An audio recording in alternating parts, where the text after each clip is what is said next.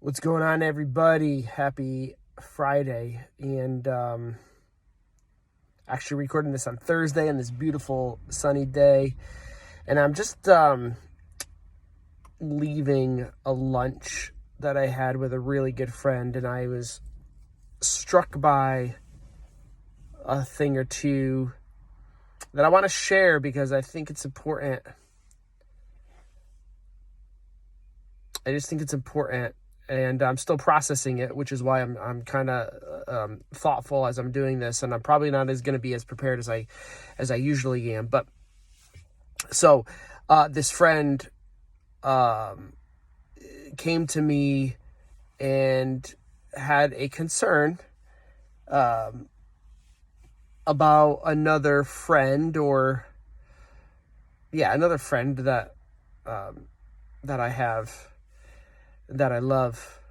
And it was also in the context of church, which is also something that I love very much and I take very seriously. So this friend, approaches me with a concern that he has, and processing it. It wasn't about me, it was about another person that they're concerned for, who's also in the church.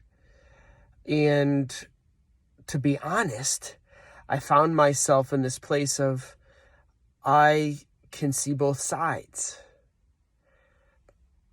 I understand the concerns, but I also understand my other friend and where they're coming from. And so what do you do when you're caught in the middle? Now, again, I want to be clear. This person was not putting me in the middle. It was just a voicing appropriately and with the right attitude as well, which is important, of someone saying, hey, listen, I'm struggling with this. Here's why. And so I really appreciated that approach. At the same time, I don't know if I agreed fully with this person. So what I realized and what struck me and what I'm processing is, by the end of our conversation, which was probably an hour long, I said something like, so where are we? Where do we find ourselves? And as we talked it out a little bit more, what I realized is we, in some ways, came to a point of compromise. In a little bit of a way, we came to a point of compromise. And why that's interesting and why I'm talking about it is because I'm not really a person who likes to compromise. I don't know that anybody really truly loves to compromise, but I'm definitely not it's not really a strong suit of mine. When I feel something passionately, I put it out there.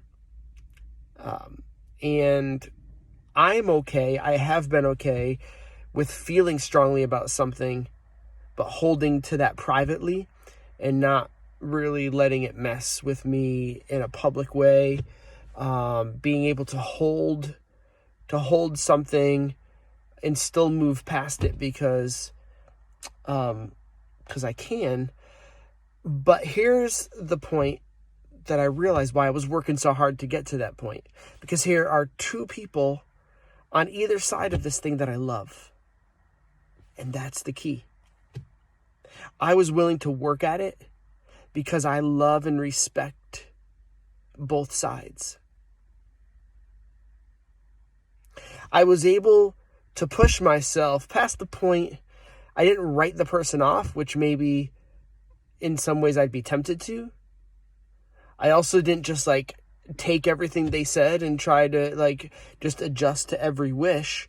It was more like, you know what?